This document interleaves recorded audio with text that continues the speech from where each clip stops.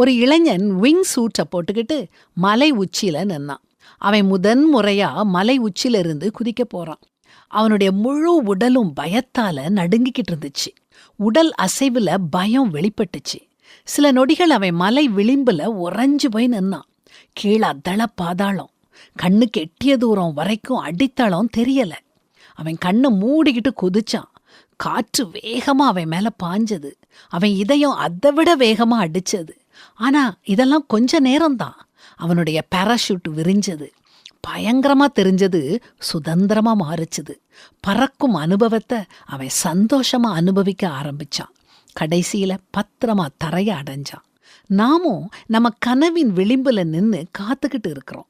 அது நம் வியாபாரமா இருக்கலாம், ஒரு அழைப்பா இருக்கலாம். அப்புறம் வர்றேன், நான் ரெடியான உடனே வர்றேன் அப்படின்னு நமக்குள்ளே சொல்லிக்கிட்டு இருக்கிறோம்.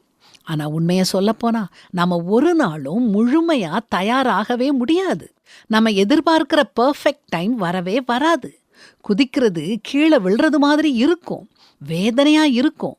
அடுத்து என்ன நடக்கும்னு தெரியாத ஒரு நிச்சயமற்ற தன்மை இருக்கும், பயங்கரமா இருக்கும். ஆனா குதிக்காட்டி பறக்கும் இன்பத்தை, சுகத்தை நம்மால அனுபவிக்க முடியாமலே போயிரும்.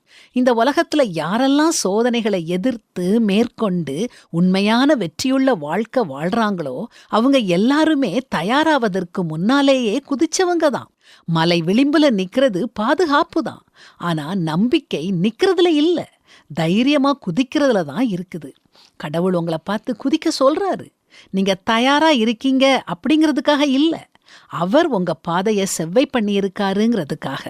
வேதாகமம் சொல்லுது, நாம் தரிசித்து நடவாமல் விசுவாசித்து நடக்கிறோம். நம்பிக்கையோட குதிங்க. தேவன் செப்பனிட்ட பாதையில பறந்து போகும் உன்னத அனுபவத்தை பெறுங்க.